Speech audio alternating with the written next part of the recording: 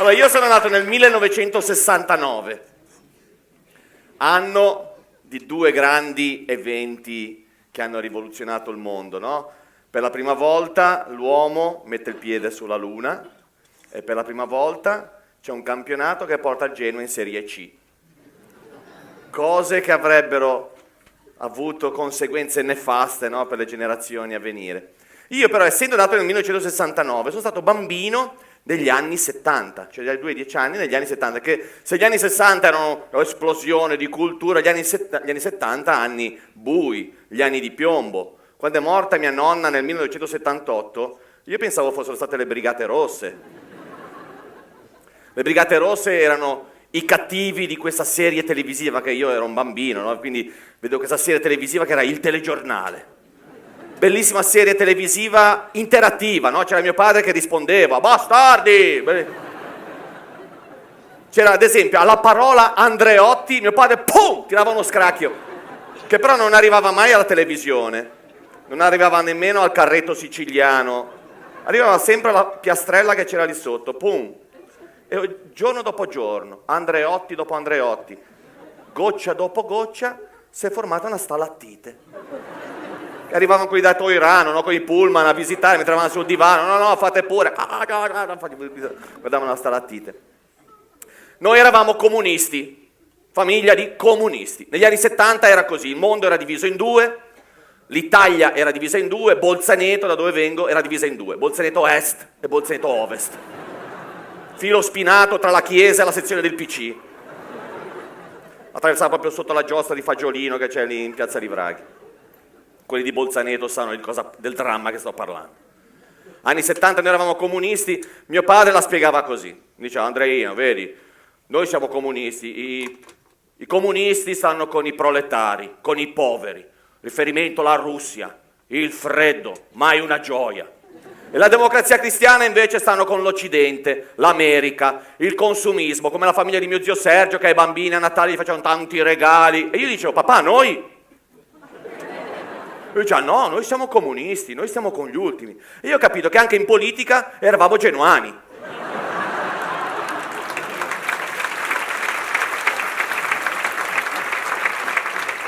Vita di un bambino comunista, unica favola, Cappuccetto Rosso. La storia di questa bambina, staffetta partigiana, che portava nel paniere sotto le torte le armi alla nonna, che incontrava nel bosco il lupo che diceva «Dove fai, Pampina?» Era un lupo della Gestapo, la Gestupo. I baffi, anziché averli così, c'aveva così il lupo. Però poi finiva bene, perché alla fine arrivava questo cacciatore del popolo, cacciatore dell'Armata Rossa, che lo squartava. A quel punto mia mamma si commuoveva, ci leggeva una lettera dal carcere di Gramsci, se ne andava, spegneva la luce, io guardavo nel letto da una parte e dall'altra, se non c'erano fascisti mi addormentavo. Ad esempio il prete, che andava a benedire le case di tutti, da noi la veniva a maledire. Vaffanculo, vaffanculo.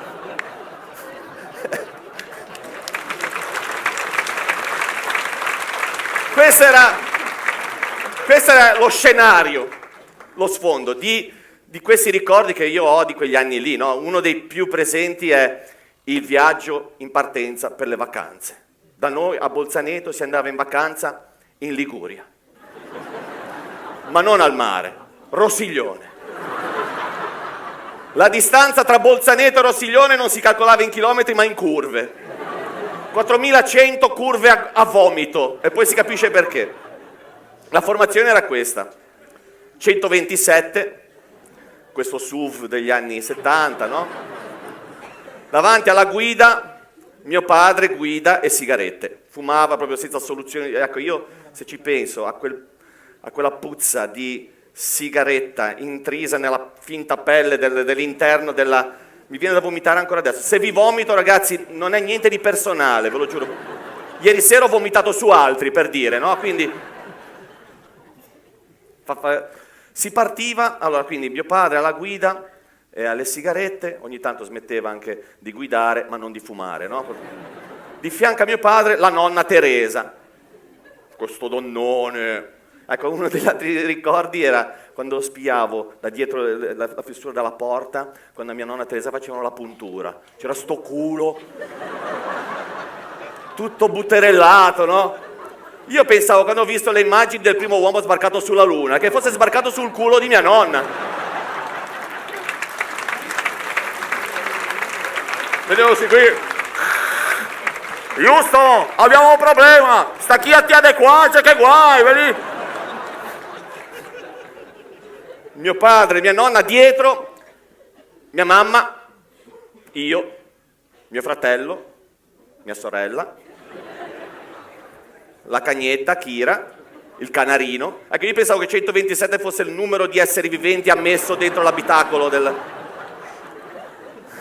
Si partiva ovviamente nell'agio, no? Proprio i bagagli sopra, che la macchina belì.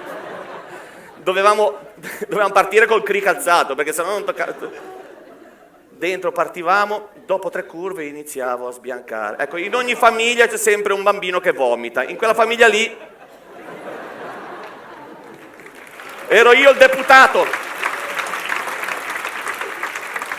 Partivamo, mio padre diceva la frase famosa: Andrea, mi raccomando, se ti senti male, dillo che ci fermiamo. 3 curve, io, papà, mi sento male. Qua non possiamo. Si sarà fermato 2 volte in tutti gli anni 70, perché doveva comprare le sigarette, vedi? Altra frase era: mi raccomando, prima di partire, mi raccomando, Andrea, prima di sentirti male, dillo. E cosa devo sentire? Le previsioni della nausea, vedi? C'ho 3 bivomito, vedi? Partivamo, io iniziavo a sbiancare, mia mamma della protezione civile iniziava la consegna dei sacchetti, iniziavamo perché negli anni 70 non c'era la A26 per collegare Bolzaneto con... non c'era, forse era meglio, però c'era il Turchino, questo storpio di Istanbul che aveva scritto sta strada bastarda proprio. 3 curve, sbiancavo e dopo un po' pam pam param pam pam, tutto fuori dai sacchetti ovviamente, pam pam param pam pam. I miei fratelli vedendomi vomitare, pam pam param pam pam, pam pam. La cagnetta vedendoci vomitare, pam pam param. Però la cagnetta era educata, quello che vomitava poi se lo rimangiava, no? Era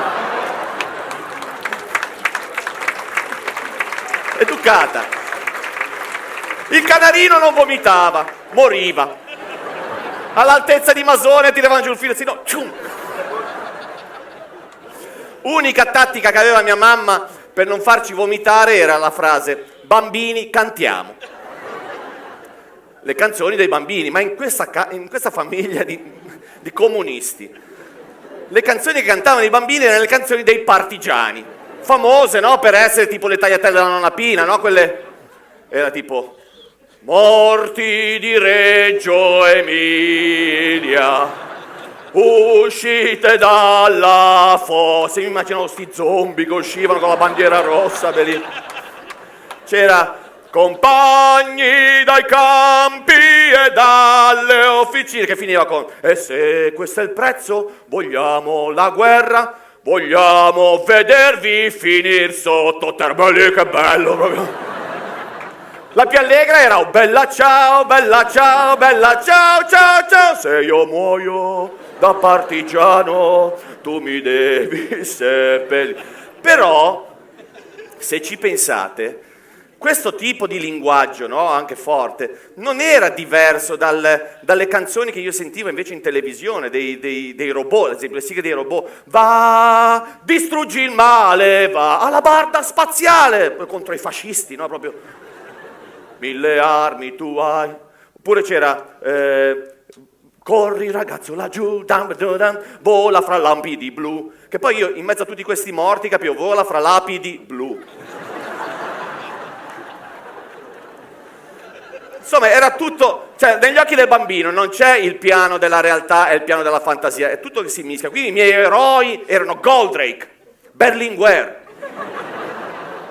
Capitan Harlock, Paietta, i 7 fratelli cervi, i 3 porcellini, Marx e Lenin, Cip e Chop, insomma era tutto questo.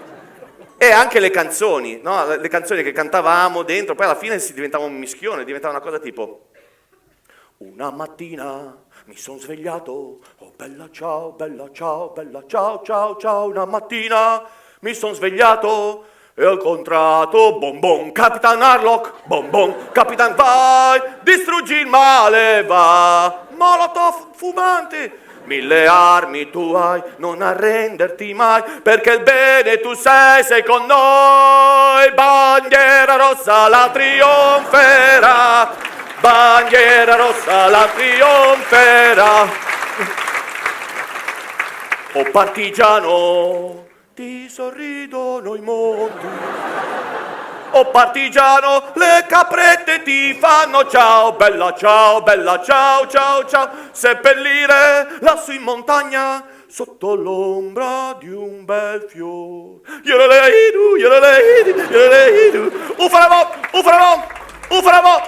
Morto per la libertà.